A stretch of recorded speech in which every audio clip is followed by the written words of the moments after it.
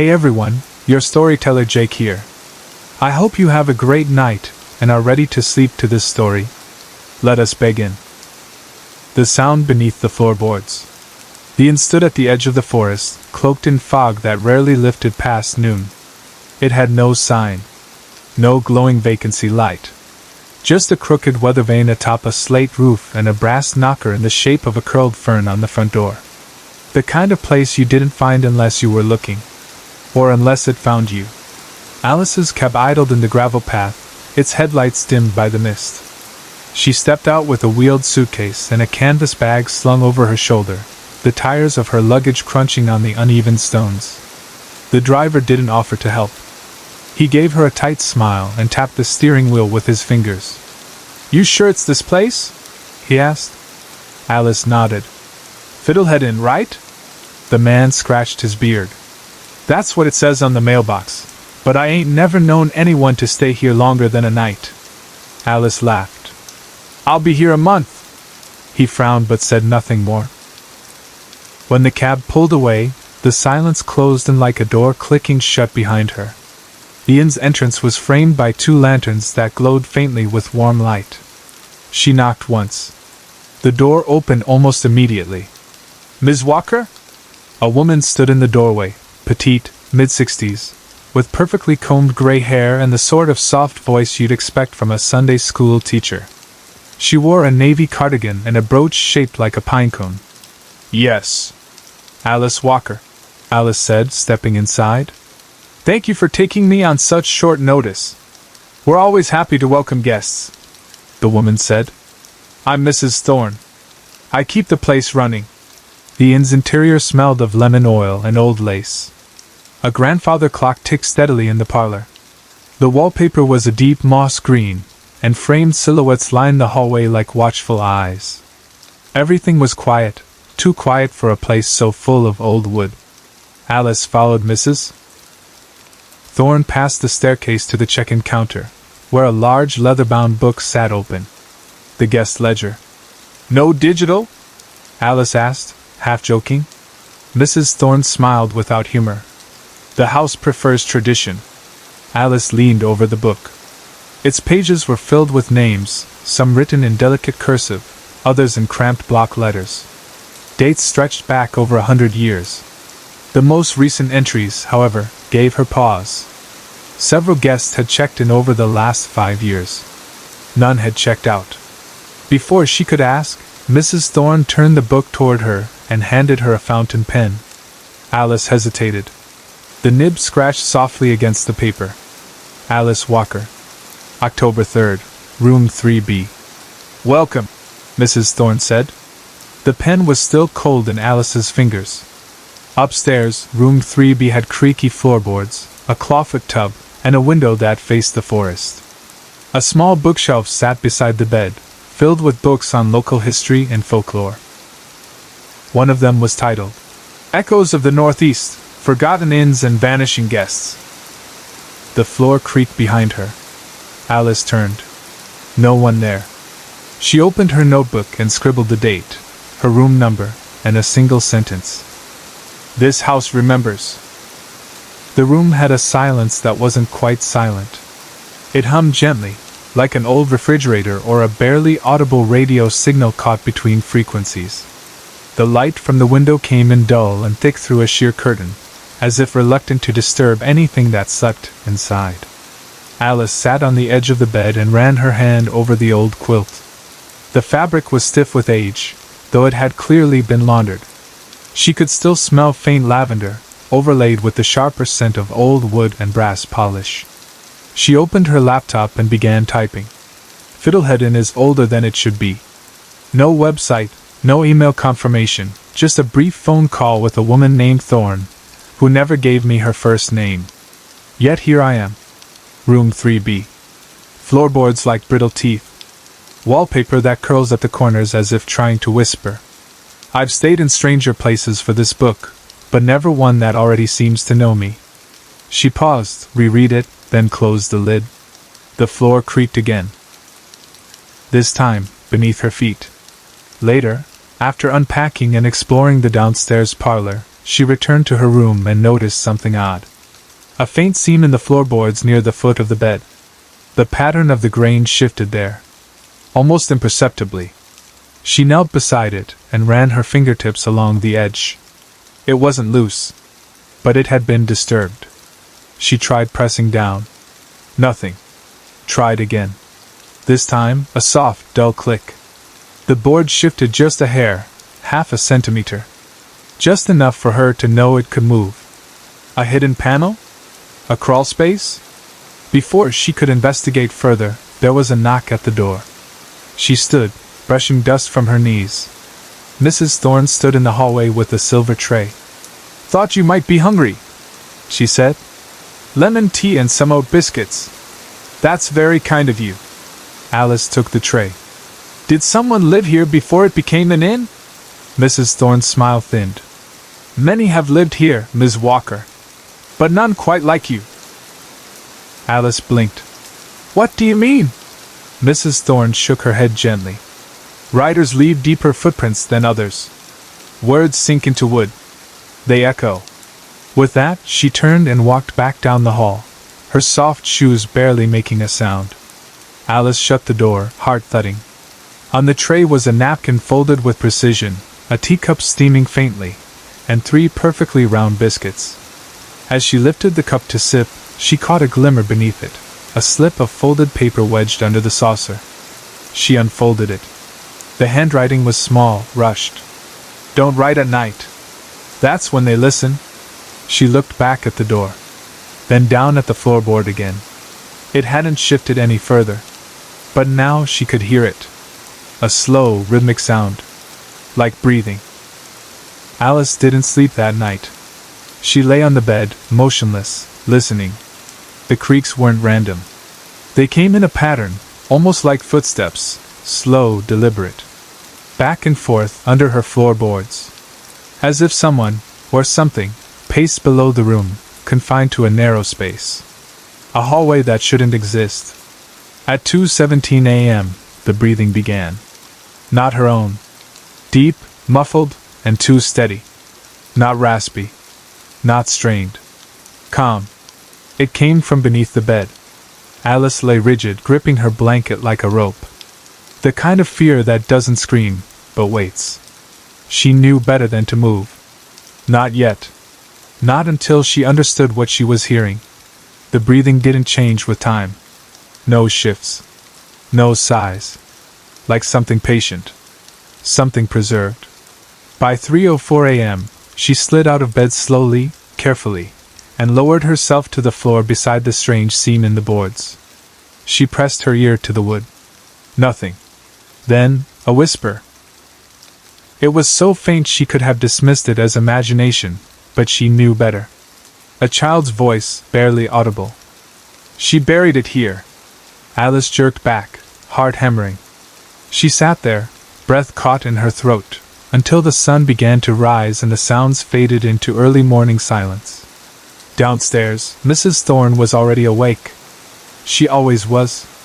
Alice found her in the kitchen, stirring a pot of oatmeal. "Did you sleep?" Mrs. Thorne asked without looking. "I heard breathing," Alice said. "And someone, whispering." Mrs. Thorne didn't answer right away. She ladled oatmeal into a bowl, added a drizzle of honey, and set it on the table. "You're not the first to say so," she said at last. "But no one's ever been harmed here. Not truly. What's beneath room 3B? A crawl space. Can I see it?" Mrs. Thorne's eyes lingered on her. For the first time, Alice saw something beyond the usual calmness, fatigue. "You won't find it through the cellar," she said. "Not anymore." Alice blinked. "Why not?" Mrs. Thorne gave her a small smile. "Because the house forgets how to open certain doors. Especially ones it regrets." After breakfast, Alice went to the local library. She searched old property records, guest registries, even folklore articles. One name kept appearing. Margaret Thorne. Innkeeper. Built the original structure in 1811. Widowed. No children listed. Died in 1836. But then, curiously, a second listing. Margaret Thorne. Innkeeper. Active 1923. Maintains Fiddlehead property. No known relations. The photo attached to the article showed a woman with graying hair and a pinched mouth. Alice stared at the photo. It was Mrs. Thorne. Exactly the same. She ran her fingers across the glass screen. This wasn't just a coincidence. Something in this place refused to move forward. As if time bent around it, folding in on itself, trapping those who listened too closely. She returned to the inn just before dusk. Room 3B was quiet. The floorboard hadn't shifted again. But the scene was darker now. Like the wood had soaked something in. And when she placed her ear to the floor again, the voice was closer. She buried it under her name. That night, the whispering returned. Not words this time, just a low, melodic hum. A lullaby. Off-key. Broken in places, like it had been forgotten and reconstructed from memory. Alice sat at the small desk in her room, her notebook open. She hadn't written anything since the warning note. But the hum pulled at her, coaxing her thoughts forward. Her pen hovered over the page, hand trembling slightly. She wrote, "There's something beneath the inn. Not just wood and stone. A feeling. A shape in memory. I hear it at night. I feel it in the floor. And now I believe the stories are not just echoes, they're warnings. There's something Margaret buried. Something the house refuses to forget. And maybe it's her." In the morning, Alice confronted Mrs. Thorne again. They sat in the sunroom, a pot of weak coffee between them. "Your name," Alice said. "It's in the town records. From over a century ago. The same face. The same inn." Mrs. Thorne folded her hands in her lap. She didn't deny it. "I keep the house," she said simply. Alice leaned forward. "Are you Margaret?" "No." "Then who are you?" Mrs. Thorne met her gaze. "I'm the memory of her." That sentence hung in the air like fog in the branches. Alice felt cold despite the sunlight. "Explain." Mrs. Thorne poured herself a cup of coffee but didn't drink it. She stirred it absently with a silver spoon. "Margaret Thorne built this place with her husband in 1811. He was a carpenter. Died not long after the foundation was finished. Accident in the woods. She stayed here alone. Took in travelers. But she wasn't, well, meaning? She believed houses remembered things. That if someone died in a place, their presence soaked into the walls. She called it grain-deep memory." Alice said nothing. Just listened. She kept journals. She wrote names of everyone who stayed. She listened to them. And when she started hearing voices coming from beneath the house, she thought they were hers to keep. Alice's stomach tightened. She buried people? No. Just their words. But sometimes, Mrs. Thorne trailed off. Sometimes words are enough to trap something inside. Later, Alice returned to room 3B with a plan. She brought a screwdriver, a flashlight, and a small crowbar she found in the utility room. She pried at the seam in the floorboard. It took effort. The nails were rusted but strong. Finally, with a groan of protest, the board came loose. A rush of cold air hit her face. Not earthy. Not musty. Just empty. Beneath the board was a hollow space, barely large enough to crawl into. And inside that space, a bundle wrapped in yellowed lace, tied with a crimson ribbon. Her hands shook as she lifted it out. It was heavier than it looked. She set it on the bed and carefully untied the ribbon.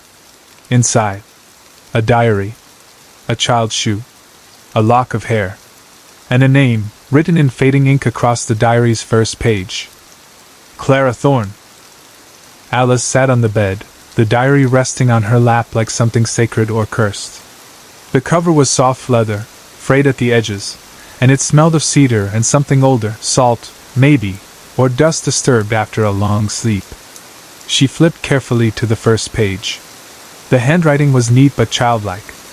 Dated entries in careful ink filled the yellowed pages. Each entry began the same way. Dear Mama. The first entry was short. I saw the girl again today, the one in the white nightgown. She doesn't speak, but she stands by the cellar door. I asked her name, but she only hummed.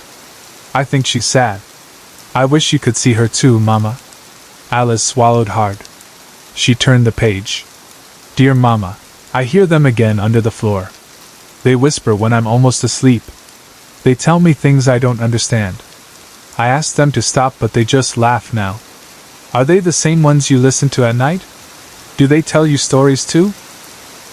Page after page, Clara chronicled voices, sounds beneath the boards, and strange dreams. One entry chilled Alice to her core. Mama says the end remembers what I forget. She says that's what love is. I tried to bury my doll under the floor so she'd stay, but she cried and banged all night. I'm sorry, Mama. I won't do it again. Alice sat back, breath caught in her throat. The chill of the crawlspace still clung to her skin. This wasn't just folklore. This wasn't just a haunted inn.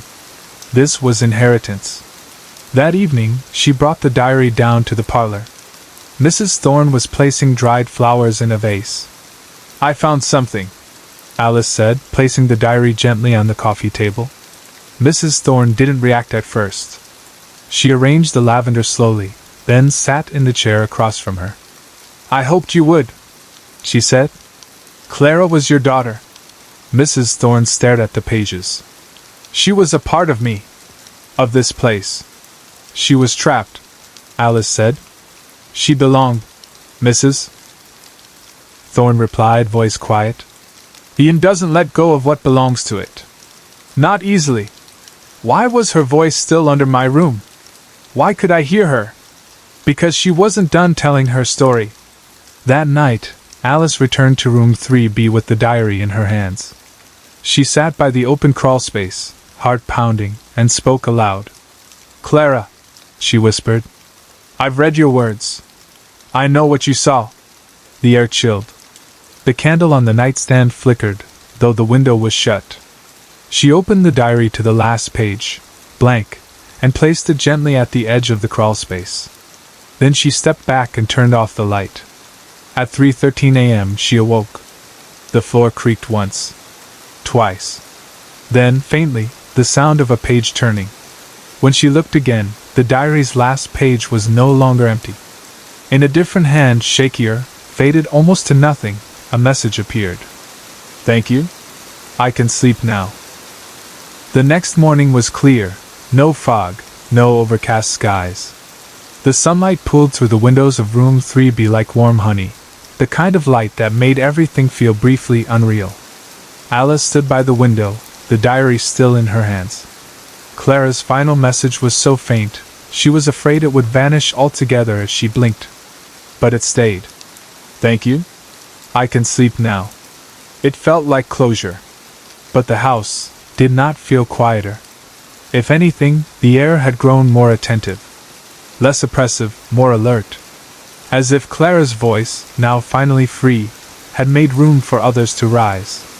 Downstairs, Mrs. Thorne prepared tea. Alice set the diary gently on the dining room table. There are others, aren't there? Mrs. Thorne gave a single nod. Clara was the first child, but not the only voice. What did she mean, Ian doesn't let go? Mrs. Thorne stirred sugar into her tea without drinking. The inn was built from salvaged wood, pieces taken from shipwrecks, from homes where people died. All reused. That's how it began, memories stored in timber. But Margaret, she didn't just build a home. She built a vessel. A vessel for what? For what people leave behind. Later that day, Alice walked the halls of the inn with her notebook, scribbling furiously. She felt like she was on the edge of something, a truth too large to name. She passed closed doors with room numbers that skipped around, 2A, 2C, then suddenly 2F. No 2B. No 3C. Each door seemed to hum faintly as she passed. Not sound, but presence. Outside room 1D she paused. The doorknob was brass like all the others, but this one was cold. She knocked once. Nothing. Tried the handle. It opened. The room was smaller than hers. No bed, just a chair, a floor lamp, and dozens of small wooden boxes, each labeled with initials carved carefully into their surfaces. The boxes sat in perfect rows on shelves that lined the walls. Each one had a latch. Each one ticked. Not loudly. Just enough to register, like dozens of quiet hearts beating. Alice approached the nearest shelf. One box stood out. It had her initials. A.W. She hesitated, then opened it. Inside was a single object. A page from her notebook. One she hadn't written yet. Room 1D house's voices kept too long. This is where the house keeps what it fears to lose. She gasped and dropped the paper. How had it known? She stepped back, breath catching. Behind her, one of the other boxes clicked open on its own. Its latch slowly lifted. And inside, another child's shoe, almost identical to Clara's, resting on a folded photograph. Alice didn't touch it. She backed out of the room, shut the door carefully, and stood trembling in the hall. The inn wasn't haunted in the traditional sense. It wasn't just a place that remembered. It was a container, a reliquary, and every guest left something behind, even those who never meant to. Alice returned to room 3B and bolted the door behind her, something she hadn't done before. The box with her initials still lingered in her thoughts. A page from her own notebook, one she hadn't written yet. She retrieved the actual notebook and flipped through it, fingers trembling. The page was blank. For now. She closed it and stared at the floor. The crawl space remained open, the diary still lying beside it. Clara was gone, or had moved on, but Alice had a growing suspicion that the space itself remained a kind of gateway. A mouth. And she had fed it. That evening she found herself drawn to the parlor again. The fire burned quietly in the hearth despite no logs being added. Mrs. Thorne sat in her usual chair, knitting a scarf of fog-colored yarn. Alice sat opposite her and spoke plainly. "There's a room full of ticking boxes," she said. "One had my name, and a page from my journal. A page I haven't written yet." Mrs. Thorne didn't stop knitting. "The house doesn't wait for time the way we do. Why keep them? The objects?" Mrs. Thorne glanced up, eyes gentle but sad. "To remember the stories it never got to hear in full. The objects are echoes. Fragments. Sometimes the house tries to fill in the rest. That's why things bleed through." "Bleed through? You'll see." That night, Alice dreamed of room 1D. She stood in it again, surrounded by the ticking boxes. One by one, the lids opened. Inside each, whispered moments. A girl humming a lullaby. A man calling out in a storm. Someone writing a goodbye letter but never signing it. Then she turned, and the room changed. The walls bent outward, stretching impossibly far, curving like a ribcage. And something stood in the center of the room now. Not a box. A figure. Wrapped in bedding from room 3B, eyes hollow, mouth stitched shut. Alice couldn't move. The figure stepped closer. It reached for her, not to harm, but to offer. A key. Rusty, small, carved with a spiral. Alice woke with a start, breath shallow. The room was still, but on the nightstand beside her, the key. From her dream. She didn't remember bringing it back. She picked it up. Cold. Real. It had weight. And an old iron scent. She turned it in her palm and whispered, without knowing why. "What do you open?" The floor groaned once. And the crawl space shifted. Alice didn't question the key's presence anymore. She had passed the point where things had to make sense in the usual way. The inn had rules, but they were not hers. She had begun to understand that the house offered things. It didn't demand. It invited. And if you accepted, it showed you what it remembered. She stepped carefully into the crawl space, holding the spiral key in her hand. The flashlight's narrow beam illuminated the narrow hollow. Old beams crisscrossed above her, and the air grew cold quickly. A tangle of cobwebs shimmered across a support beam, glittering like threads of glass. Near the back of the space, hidden by the slanted shadow of a pipe, she saw a faint shape.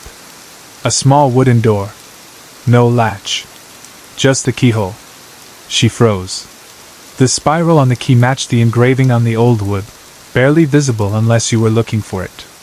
But it was there. Her hand trembled as she slid the key into the lock. A soft click. Then, impossibly, the door creaked open. Outward into the crawl space. Beyond was a narrow shaft of stone steps, leading downward. Alice hesitated, then descended. The air changed the moment she crossed the threshold. Not in temperature, but in feeling. It was quieter than silence. Like sound had been removed. Even the breath in her lungs felt muffled. The steps wound downward at a sharp angle, and the walls around her pulsed with faint patterns, carvings worn down to almost nothing. Spirals. Names. A child's handprint etched in soot. She stepped off the final stair into a chamber no larger than her bedroom. It wasn't empty. 4 objects rested in the center of the floor. 1. A doll with a missing eye. 2. A compass, its needle spinning lazily. 3. A lockbox. 4. A cracked mirror. None of them felt right. None of them belonged to her. But they were surrounded by more carvings, names etched deep into the stone floor. Many were faded beyond reading, but one stood out. A.W. Her initials. Fresh. She stepped forward, and the compass needle snapped to point directly at her. The mirror cracked further, a hairline fracture racing across its surface. The doll's eye rolled in its socket, and the lockbox clicked. Alice knelt beside the box. It had no visible lock, but when she touched it, it sprang open with a hiss of air. Inside, a photograph. Her photograph. One she had never taken, yet. In it, she stood in the inn's parlor, older. Her hair streaked with gray. Her eyes tired. A ledger in her hands. Behind her, the same ticking shelves from room 1D. She was the keeper. She dropped the photo and stumbled back, gasping. The mirror now showed her reflection, but wrong. Her mouth moved on its own. "Stay," it said in her voice. She backed up the stairs, heart pounding. The spiral key pulsed in her pocket, warm now. When she emerged into the crawl space, the small wooden door had vanished. No frame. No steps. Just solid earth. And she wasn't sure if she'd ever find it again. Alice didn't sleep. She sat upright in bed, blanket wrapped around her shoulders, the spiral key clutched tight in one hand. The photograph lay on the nightstand. She had studied it again and again, certain it would change, fade, vanish, become a different image entirely. It didn't. It remained the same, her older self, standing in the parlor, a leather-bound ledger in her hands. Dozens of boxes behind her on the wall. The same ticking ones from room 1D. She had become the keeper. But how? When? And why had the house chosen her? At sunrise, she returned to room 1D. This time, the cold didn't scare her. She opened the door without hesitation and stepped inside. The boxes greeted her like before, rows of them, each softly ticking. They sounded slower this morning, like something waiting to be wound. On the far wall, beneath a layer of dust, was a wooden cabinet she hadn't noticed before. Smaller than the rest. Its surface was covered in carvings. Spirals, initials, overlapping names, crossed out and rewritten again. And a symbol that sent a chill down her back. The fern-shaped door knocker from the front of the inn. She opened the cabinet. Inside was a book. Bound in cracked black leather, gold-tipped pages. A silver clasp held it shut, etched with a spiral. The ledger. She brought it to the parlor. Mrs. Thorne was already seated in her chair, eyes closed, hands folded neatly. "You found it," she said without looking. "The ledger from the photo," Alice said. "It's real." Mrs. Thorne's eyes opened slowly.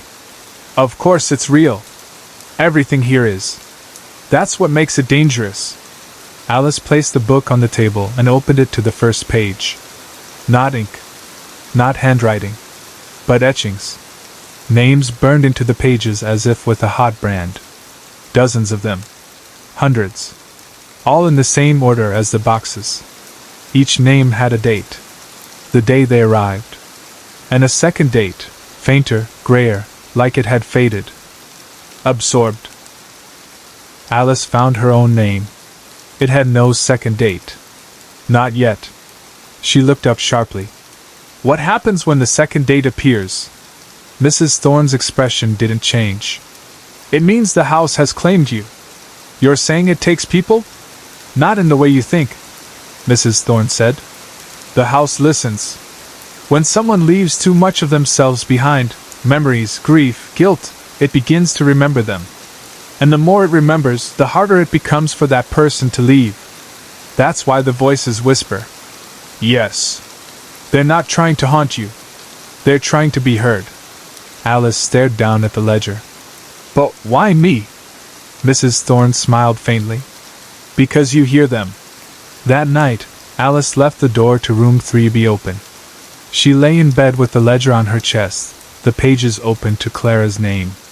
She whispered, I hear you. The floor creaked once. Then again. Soft humming filled the air, not Clara's, but someone older.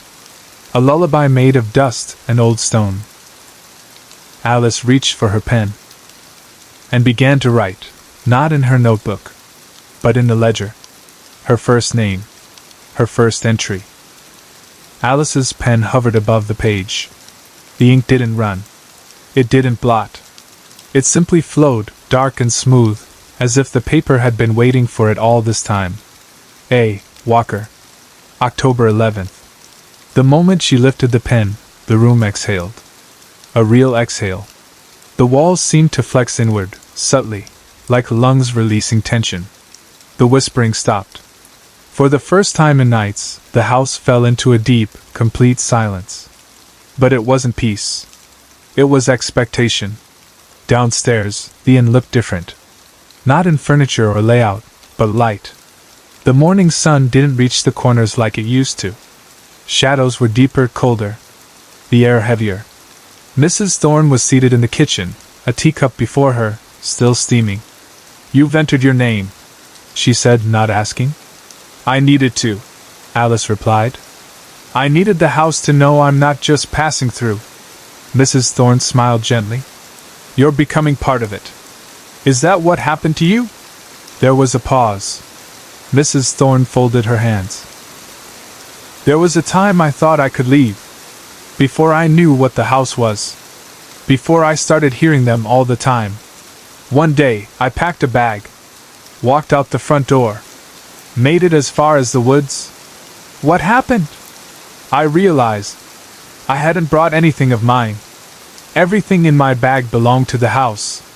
Books from the shelf. Clothes it had folded. Food it had made. There was nothing of me left. She looked down into her tea. So I came back. That day, Alice searched the inn from top to bottom.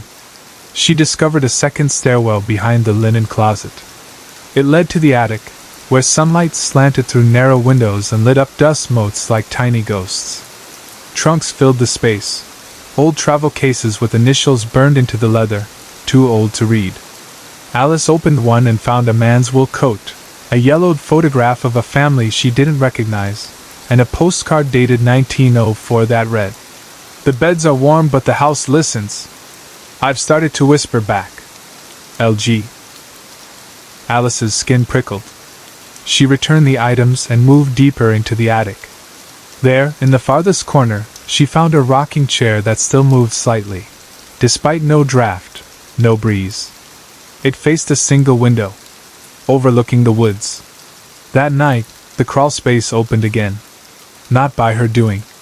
The boards simply moved. She peered in, expecting the small shaft and stone steps to reappear, but it was different now. A tunnel had replaced the hollow, lined with books. Dozens of them. All with no titles. All bound in black leather. She crawled forward slowly, brushing dust from the spines.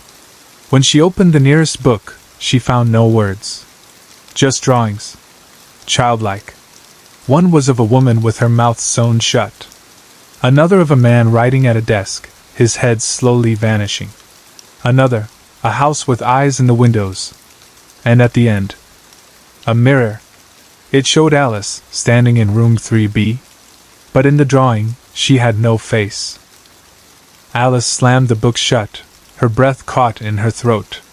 The image of her faceless self still burned behind her eyes, as if she glimpsed something not meant to be seen, something not imagined, but predicted. The crawl space felt colder now. Tighter. Like the air was being squeezed from the tunnel itself. She turned to crawl back toward the room, but the exit had changed. No longer a square hole above her. Now, a spiral passage narrowing ahead, lit by faint blue light leaking from the edges of the books on the wall. She moved forward, hesitant. She had no choice. This place wanted her to see something. After 10 careful steps, the passage opened into a small chamber, round, domed with low beams, and entirely lined with books. Every book bore a different set of initials. Some she recognized from the ledger. Others were completely unfamiliar. But one stood out. C.T. Clara Thorne. Alice opened it with shaking hands. This book did not begin like the others. No drawings. No fading script. It began with sound. A hum echoed from the pages, not mechanical, but human. A lullaby. A voice she'd come to recognize. She used to sing to the walls, the book whispered. That's how the house learned to sing back. Alice turned the pages slowly. Each one held fragments. Bits of phrases. A lock of hair. A pressed leaf. A sliver of mirror. And on the final page, a drawing of a woman with gray hair, standing in the inn's parlor. The same image she had seen before. Only now, beneath it, a name had been scrawled. Clara Thorne, returned. Alice recoiled. Returned? Mrs. Thorne had told her she wasn't Margaret. But she never said she wasn't Clara. The diary in room 3B had been Clara's. The voice in the walls. The messages. The key. The keeper. Alice clutched the book to her chest and turned back through the spiral tunnel. When she reached room 3B again, dawn had broken, but the light outside the window was wrong. Pale blue. Washed out. Like moonlight had learned to mimic the sun. The floorboards groaned behind her. She turned. Mrs. Thorne stood in the doorway. Only now, in the strange light, her features shimmered, younger around the edges, blurred like old paint rediscovered beneath fresher layers. I told you, Mrs. Thorne said gently. Writers leave deeper footprints. Alice held out the book. You're Clara. Mrs. Thorne stepped forward. I was. Before I forgot my own voice. Before the house sang louder than my name. Why didn't you tell me? Because I needed you to hear it for yourself. They stood in silence for a moment. Then Alice asked the question that had been growing in her mind since the moment she entered the inn. Why me? Mrs. Thorne smiled, not kindly, not cruelly. Because the house listened to you long before you arrived. Alice stood frozen, the spiral key still in her coat pocket, her mind racing. What do you mean the house listened to me before I got here? She asked, clutching the book tighter. Mrs. Thorne, Clara, walked slowly into the room and sat in the chair beside the fireplace. The movement was familiar now. She'd done it hundreds, maybe thousands of times. It listens to thoughts that echo, she said. Feelings that don't fade. Yours were already loud when you called to make the reservation. Alice thought back to the day she'd found the inn's number. It wasn't on a website. It wasn't in a guidebook. It had appeared handwritten in the margin of an old library book she'd randomly pulled from a shelf. Haunted shores of the East Coast. Rooms available for writers of memory, the scribble had said. And a phone number. It wasn't a coincidence, she murmured. No, Clara said gently. It was an invitation. Later that morning, Alice walked the halls again, differently this time. Less like a guest, more like a visitor in a museum of herself. She began to notice things. A photograph in the hallway that flickered between two families. A clock that reset itself to 3:13 a.m. whenever she passed. The same faint lullaby drifting through the heating vents, shifting in tone depending on her thoughts. The inn had a language, and she was beginning to understand it. Back in room 1D, she examined the cabinet once more. This time, she opened a second drawer beneath the ledger shelf. Inside, letters. Dozens of them. All written in different hands, all addressed to the same place. To whom the inn remembers. The house on Hollow Shore. Lanterfall, MA, no zip code. Alice opened one. I never meant to stay. I came to forget a name. But the inn knew her before I said it. I think the floorboards kept her footsteps. I think they gave them to me. I still hum her lullaby.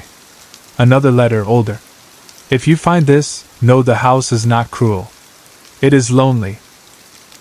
It keeps what others leave behind because it doesn't know how to mourn. I'm leaving a part of me in the wall behind the headboard. It's all I have left of her. Alice's breath caught. She returned to room 3B and pulled the bed away from the wall.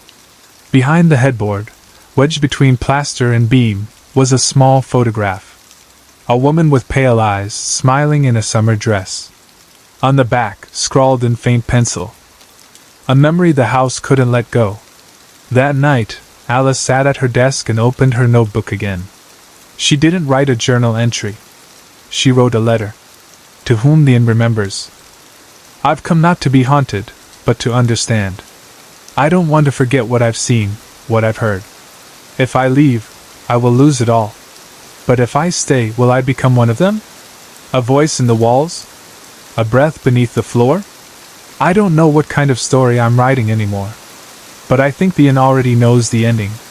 She signed it, folded it, and slid it under the floorboard. The next morning, the house had changed again. Subtly. The light coming through the windows seemed flatter, like a painted backdrop hung behind glass. The air carried the scent of old ink and dried flowers, and the stairs creaked in a new rhythm, as if adjusting to Alice's steps. She noticed it first on the third floor, a door that hadn't been there before. Room 3C. The number was etched into the wood in a curling, ornate style, unlike the other door plates. And the door itself was different, too, darker, almost black, with no handle. Just a small circular hole where a knob might once have been. Alice stood before it for a long time. Then she remembered the spiral key. She retrieved it from her coat pocket and inserted it gently. It turned with no resistance. The door opened inward, sighing as it did, as if it had been waiting to exhale for 100 years. Inside, the room was hers. Her desk from home. Her reading chair. The exact arrangement of books she'd left behind months ago when she started traveling for her writing. Even the rug she remembered spilling wine on during a thunderstorm, unwashed, the faint stains still there. She stepped inside, heart thudding. This isn't possible, she whispered. The room felt warm. Familiar. But wrong. It was a copy, not a memory. The house hadn't borrowed her space, it had rebuilt it from her. On the desk was her journal. Not the one she carried. The one she left in Boston. She flipped it open. The entries were hers, handwriting, tone, everything. But the last page was different. I stayed at Fiddlehead Inn for 1 month and never left. Even when I walked out the front door, the house followed me. Or maybe I followed it. I think it's inside me now. I don't mean that metaphorically. I hear footsteps beneath the bed in every hotel. I see unfamiliar reflections in mirrors. I dream of a spiral key and wake with it under my pillow. I'm writing this in case anyone finds it. Or in case I forget. Or maybe, so the house doesn't. A.W. Alice closed the book. She turned, and saw herself in the mirror above the desk. But her reflection was smiling. And she wasn't. She left the room quickly. Once in the hallway again, the door to 3C vanished behind her, blinking out like a flame being pinched. Just smooth wall. The spiral key in her hand was hot now, the metal almost blistering. She dropped it. It hit the floor with a dull thunk and rolled into a crack in the floorboard, vanishing from sight. Back in room 3B, The ledger waited on the nightstand, open to her page. Beneath her name, something new had appeared. Not a date. A word. Listening. That night, it returned, the breathing. Only now it was louder. Deeper. Measured. It didn't come from under the floor this time, or the walls. It came from inside the room, as if the air itself had lungs. It filled the corners, moved the curtains, made the flame of the bedside candle bend as if exhaling. Alice sat upright in bed, fully alert. No panic. Just certainty. She was being watched. She reached for the ledger on the nightstand. The page with her name now felt warm to the touch. The ink shimmered, like it was still wet. As she touched it, she heard her own voice whisper from behind her. "Keep writing." She turned. No one there. But the chair in the corner, the one that had remained empty all this time, now held an impression. As if someone had just stood up. Alice took the notebook from her bag, flipped to a clean page, and began writing. Her hands moved without thought. The breathing is no longer outside. It's within. I am not a guest here. I never was. I am the next echo. And if I keep writing, maybe the house will remember me the way I want to be remembered. Maybe that's the only way to leave.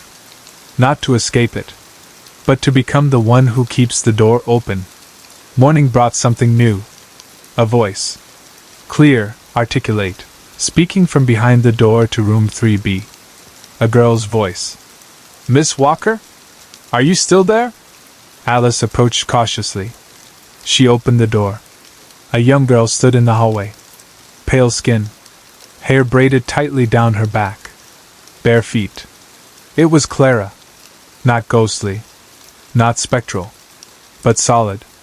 Real. Alice couldn't breathe. You're here," she whispered.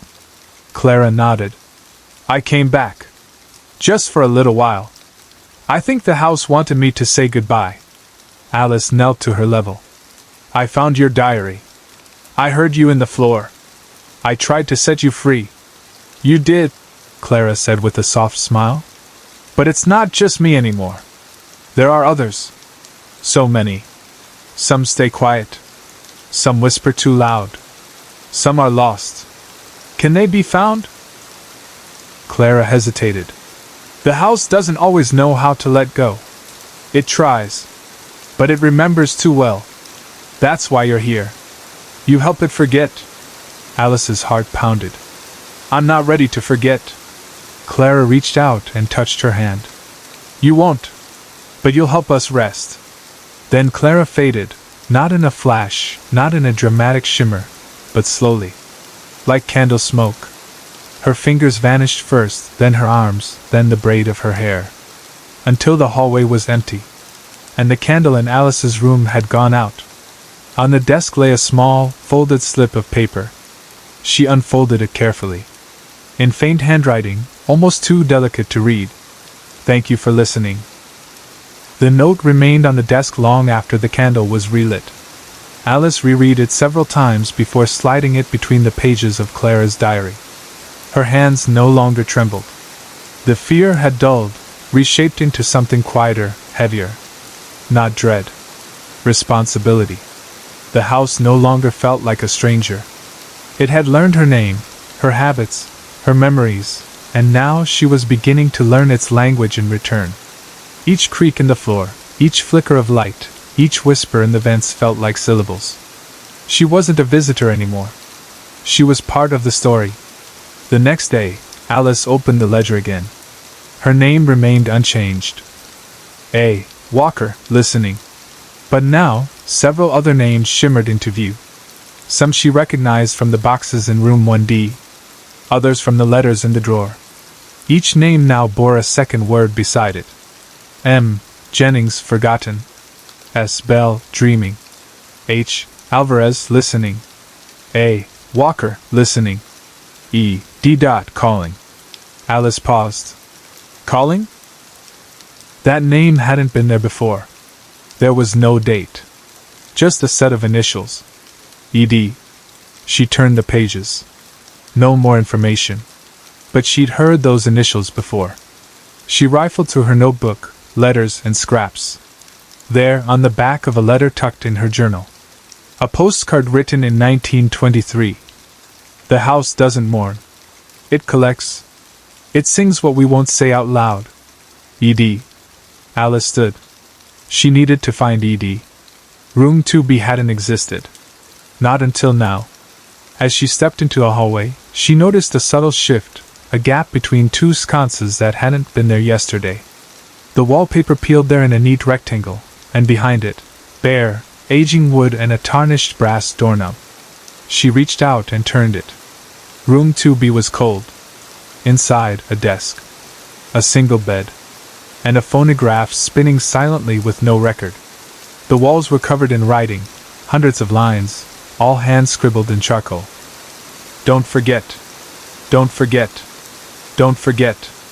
The same phrase, again and again. In the center of the wall, carved deeper than the rest, a sentence. She opened the floor and let them out.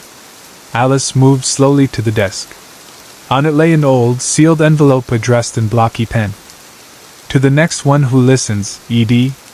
She opened it carefully. The paper inside crackled with age. Faded ink, written in haste. If you're reading this, the house has already chosen you. You heard them too, didn't you? You felt the breath under the boards. I tried to give them names. That was my mistake. Names give them roots. Stories give them strength. Be careful, listener. If you find the final room, don't enter alone. Bring something the house doesn't already own, or it will keep you. At the bottom of the page, a drawing of a spiral. But not the key. This spiral had teeth. The image haunted her. It wasn't just a spiral. It was a maw, wide, coiled, and sharp. Not a symbol of passage like the key she once carried, but of consumption. A spiral with teeth meant only one thing. A door that doesn't open. A door that swallows. Alice folded the letter carefully and placed it in her notebook. The air in room 2B was growing colder, thinner. She left quickly, shutting the door behind her. But when she turned to look again, the door was gone. Just wall. She wasn't surprised. Back in the parlor, Mrs. Thorne, Clara, waited with the fire already lit. Alice didn't speak at first. She just sat. Then, softly, "Who is E.D.?" Mrs. Thorne's knitting needles paused. "A writer," she said. "Long before your time. He lived in this house. Listen too deeply. The house remembered him too well. He warned about a final room." Clara nodded. "There's always one. Every version of the house has one." "Version?" "The end shifts," she said. "It remembers itself differently depending on who's in it. For some, the attic never ends. For others, the basement is a spiral staircase of memory. You found the crawl space. E.D. found the writing room. That's what he called it." "What's mine?" Clara looked at her. "You're building it." That night, the whispering returned. But it wasn't from under the bed or behind the walls. It came from the mirror. Alice stood before it, candle in hand. The surface fogged over, then cleared, revealing not her reflection, but her room, empty. Then, slowly, the angle shifted, showing her seated at the desk, writing with ink she hadn't poured yet. She watched her future self pause, then turn toward the mirror, as if sensing Alice watching her. The image leaned closer. Its mouth moved. "Don't bring the house with you." The mirror cracked. Alice stumbled back. In the crawl space, the tunnel returned, but different. The books on the wall were open now. Pages fluttered in a wind that didn't exist. And ahead, a door. Tall. Black. Covered in spirals. Some smooth. Some jagged. And at the center, one spiral with teeth. The same as the drawing. It pulsed faintly. A heartbeat. Alice approached and placed her palm on the center spiral. It was warm. The door did not open. But the spiral bit her. She gasped, pulling her hand back. A small cut bloomed across her palm, just enough blood to stain the floor. The spiral glowed. and a soft voice from behind the door said, "You brought nothing." She ran out of the crawl space, back into her room. She searched the desk, the bed, her bags, frantically pulling out objects. The inn had given her all of it. She needed something hers. In her coat pocket, beneath the lining, she found it. A photo of her brother. He had died 3 years ago, drowned on a hiking trip. She'd carried the picture ever since. It was the only thing she'd brought that the inn hadn't touched. She clutched it to her chest and whispered, "You don't own this." Clara stood motionless on the beach, her boots half buried in the sand, the damp wind tugging at her coat. The fog had thinned, but not vanished. It had retreated just far enough to reveal the outlines of the old ruins, the collapsed gate stones, the steps leading nowhere. And yet, everything had changed. The world had not shifted, but she had. She turned in a slow circle. Her breath came easily now, but it moved strangely in her chest. Slower. Fuller. Every beat of her heart felt matched by a pull from beneath the earth, as though something ancient had been braided into her body. Evelyn was quiet inside her. Not gone. Simply resting. Together they were whole. She walked back up the trail toward the station. The fog didn't resist her. It made way. Almost reverent. Lydia was on the porch again, though this time she stood. Her mug rested untouched on the railing, steam curling upward like fingers. As Clara approached, Lydia said nothing. Her eyes moved over Clara's face, searching for something. Recognition. Maybe fear. "I remember now," Clara said. Lydia exhaled through her nose. "Then you understand." Clara nodded. "She's not trying to hurt anyone." "No. But she's not human. Memory never is. It's heavier than people think. Especially when it lingers too long." Clara looked toward the ocean. "Why didn't you stop me?" "Because I couldn't." Lydia gave a faint smile. "You were already marked. Since the day you arrived. Maybe since the day you left." Clara lowered herself into the chair beside Lydia. "She wants to be remembered. That's all." "Yes," Lydia said softly. "But memory is a dangerous form of love." Later that evening, Clara returned to the lighthouse. Not as a trespasser. As a keeper. She climbed the spiral staircase, her boots echoing on stone. The dust didn't settle around her anymore. It parted. Accepted. At the top, she cleaned the lantern glass, cleared cobwebs, polished brass. The fog pressed against the windows, but gently, like a cat at the door. She lit the beacon. The old light flickered, then burned steady. And in the distance, through the thin veil of fog, other lights blinked in return. Not from ships. From the sea. That night, Clara dreamed she was standing in a vast black ocean. The water reached only to her knees, but stretched forever. Around her, children played, laughing, calling out, their shapes shimmering like reflections caught in a breeze. One of them ran to her. "Evelyn." She grinned and held out a shell. "It's your turn." Clara took it, listened, and smiled. When she awoke, she was humming. The tune from her childhood. The same one Evelyn used to sing when they played together on the beach, before the promise, before the forgetting, before the sea had turned to silence. Now it was full of voices again. The list of names felt heavier than any book Alice had held. It wasn't the paper. It was the weight of the unfinished, the half-remembered and the abandoned. She stared at the top. Beatrice Langdon, 1902. Howard Greaves, 1931. Clara Thorne, 1957, crossed out. E.D. unknown. And so on. Some names were full. Others were only initials. Some dates were missing entirely. These were the people the house hadn't let go, voices echoing without stories to settle them. Alice returned to room 1D. She pulled up a chair, opened the ledger beside her, and began to write. Beatrice Langdon, The Song of the Cellar. She wrote about a woman who sang to the foundations to silence the voices of her lost children. Howard Greaves, the room that spoke in Morse. A sailor-turned-widower who tapped his grief into the walls and received replies he wasn't meant to understand.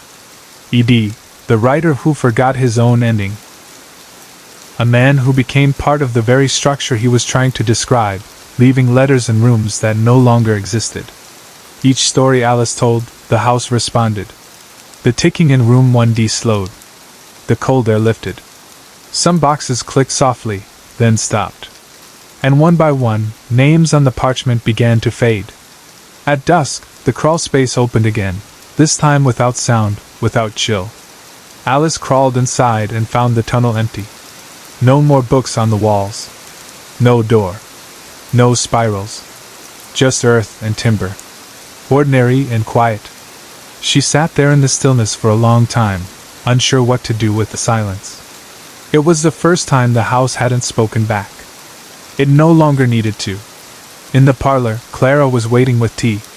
Her form shimmered faintly now, not like a ghost, but like a candle at the end of its wick. "You did it," she said softly. "I think the house is tired." Clara nodded. "So am I." They sat together in silence. As the fire burned low, Clara stood up. "I won't see you again," she said gently. "But you'll know when you've replaced me." Alice stood, tears brimming. "You were never just a voice in the floor." Clara smiled. "Neither are you." She turned and walked toward the front door, something Alice had never seen her do. It opened into a golden light, and Clara stepped through. The door closed quietly. In room 3B, the ledger remained. A final entry appeared on its own. Clara Thorne, at rest. Alice placed a list of names inside it, closed the book, and left it on the desk. The inn was different now. No more whispers in the vents. No more flickering lights. No more hidden doors shifting in the night. It was quiet. Not empty, but settled. Alice walked the halls and heard nothing but the sound of her own footsteps. The walls no longer leaned inward. The mirrors no longer shimmered. The floors no longer groaned in rhythm to her heartbeat. She stepped into room 1D one last time. Every box on the shelf now sat silent. The ticking had stopped. One box remained unopened, her own.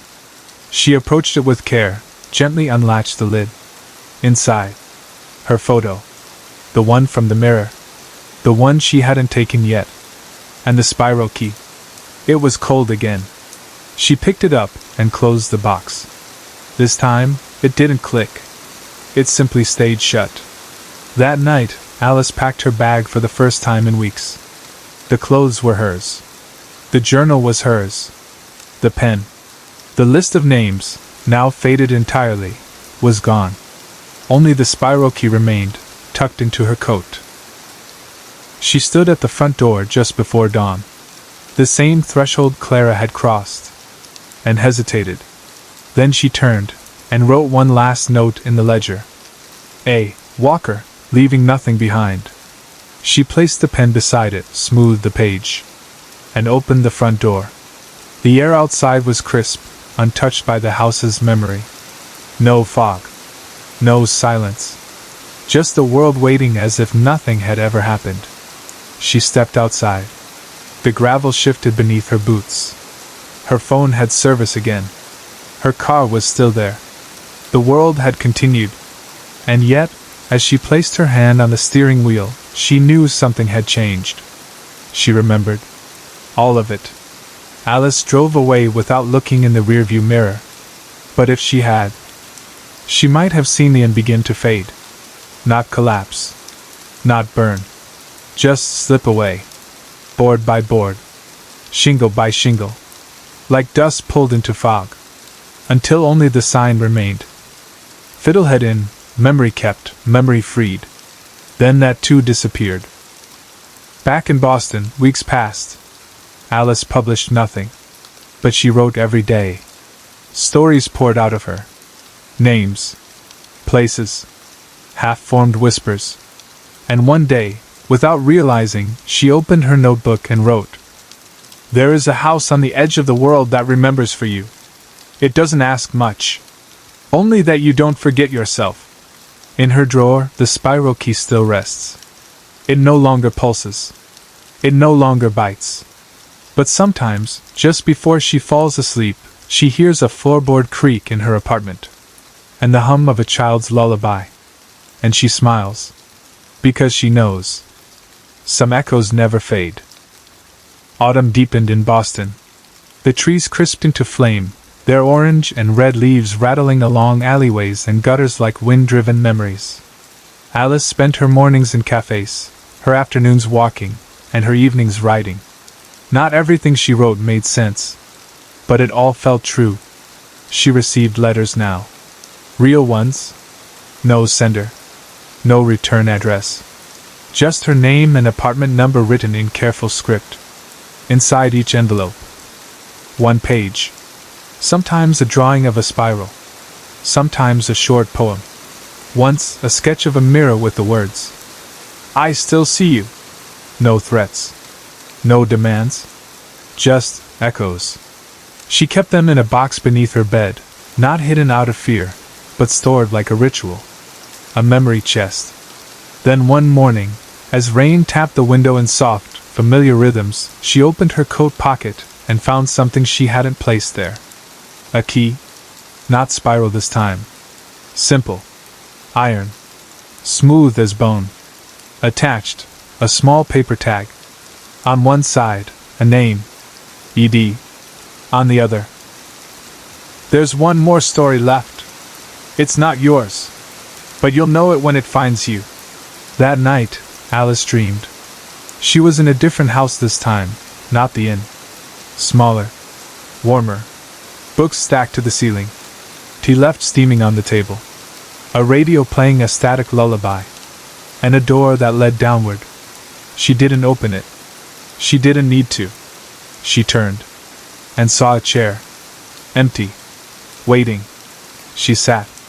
When she awoke, the key was gone. But on her desk, her notebook had already turned to a fresh page. A title had been written at the top, neatly, precisely. The Sound Beneath the Floorboards. By A. Walker. She smiled. Lit a candle. Picked up her pen. And began again. Because the stories don't end.